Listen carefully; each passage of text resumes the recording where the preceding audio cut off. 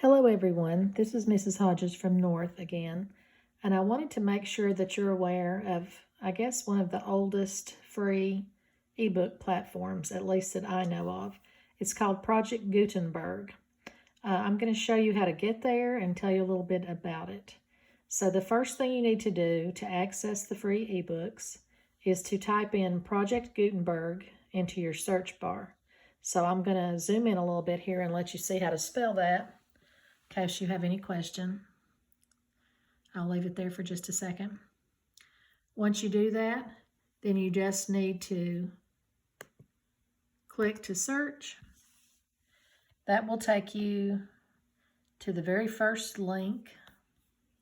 Click on that. And here you'll see what it looks like. I will say there's lots of different ways you can find books here. Probably the easiest, if you know what you're looking for, is to go over here to the left-hand side. If you know of a particular book, you can just type it in the search for books bar. For example, if you were looking for Dracula, all you have to do is type it in, search, and here it shows us several options for Dracula. Notice the two over here on the far right are audio, so you can actually listen to those if you prefer to do that. The ones over closer to the left are just different versions of the book. So if we wanted one of those, we would just click on it, and I will click on this first one here and let you see what it looks like. And here you'll notice you have the book. You also have a QR code. And then here you have some different versions, again, that you can download. The one you might want to use if you're just going to read it on your computer is the first one. Just read the book online. If you want to download it, though, and keep it on your computer, you might want to use the EPUB, which actually is the book scanned in. It's not just the text. So you could do that. One has images, one doesn't.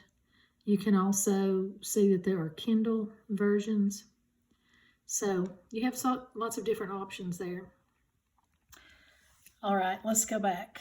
If you didn't know what book you wanted, I'll just use the back arrow a couple times. Over here in this same bar where we searched Dracula, you can also search by genre.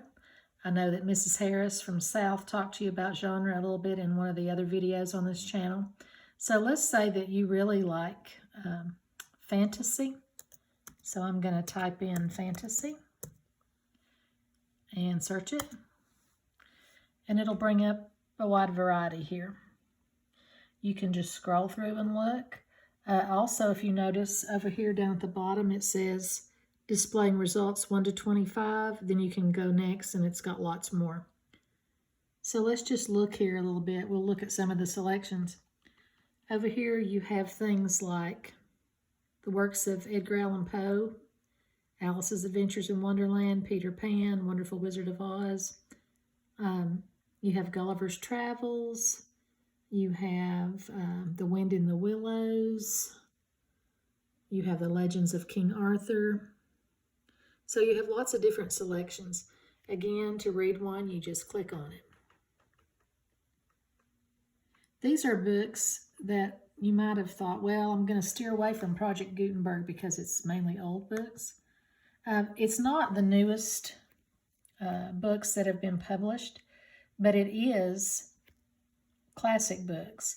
Many of these are books that are sometimes on the AP English exam. For example, let's talk about Shakespeare for just a minute.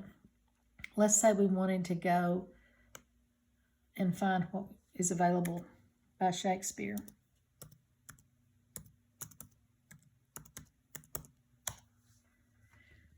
Really, again, you've got 1 to 25 on this page, and there are lots of others. But one that I used to teach in AP English was Othello. So let's click on Othello over here. Again, we've got some different versions. We've got just the HTML. You've also got the EPUB, which is the scanned-in book, and then you've got the Kindle version. You know, if you're going to be reading Othello, or if you're going to be reading Hamlet as a senior, you probably want to go ahead and read that. If you like to read especially, it'll give you a little heads up. You might be able to get ahead a little bit since you've got plenty of time on your hands. So anyway, it says here, if you look at the top, it has 330 by William Shakespeare. So that's how many options you've got. There's another tab here that says Bibbrek. That's just something that's probably more useful if you had to do a citation. It has information about the publication, copyright date, those kinds of things. More something that a librarian would use unless you just need to cite the book.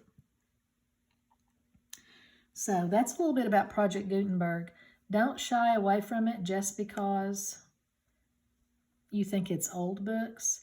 There are some that are older, but they're still really worth reading. Jane Austen books are on here, the Brontes, Shakespeare, as I said already, Poe, Jules Verne, H.G. Wells, a lot of good sci-fi things.